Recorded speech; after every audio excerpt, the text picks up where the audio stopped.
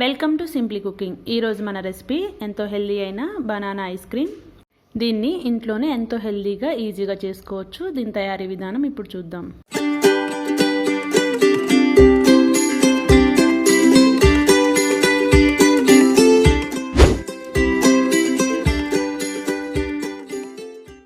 దీనికి 3-4 బనానాస్ తీసుకొని ఇలాగ ముక్కలుగా కట్ చేసుకొని పెట్టుకోవాలి. ఈ ముక్కలన్నిటిని ఇలాగ ఎయిట్ కంటైనర్లో వేసుకొని టైట్గా మూత పెట్టుకోవాలి. 2 గంటల పాటు డీప్ ఫ్రిడ్జ్లో పెట్టుకోవాలి. చిన్న మిక్సీ జార్ తీసుకొని మీకు నచ్చిన డ్రై ఫ్రూట్స్ వేసుకొని ఇలాగ పొడిలాగా చేసుకోవాలి.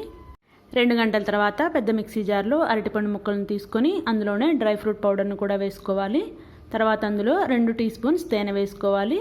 తేనెకి బదులు పంచదార కూడా వేసుకోవచ్చు. మీరు పంచదార కావాలంటే 3 టీ స్పూన్స్ వేసుకోండి. తర్వాత దీని అంతటిని ఇలాగా మెత్తగా గ్రైండ్ చేసి పెట్టుకోవాలి.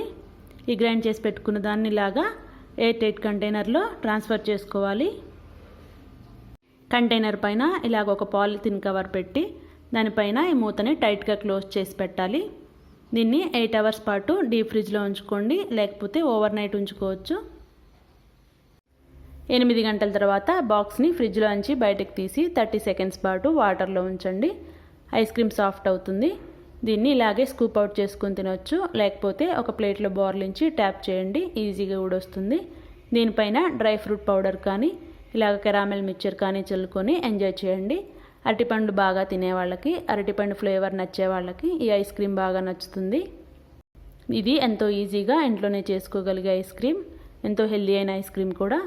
దీన్ని ఇలాగా పీసెస్గా కట్ చేసుకొని తినొచ్చు. ఇంకా మరిన్ని కొత్త రెసిపీస్ కోసం మా ఛానల్ని సబ్స్క్రైబ్ చేయండి. నోటిఫికేషన్స్ కోసం పక్కనే ఉన్న బెల్ ఐకాన్ని క్లిక్ చేయండి. Thank you for watching this video.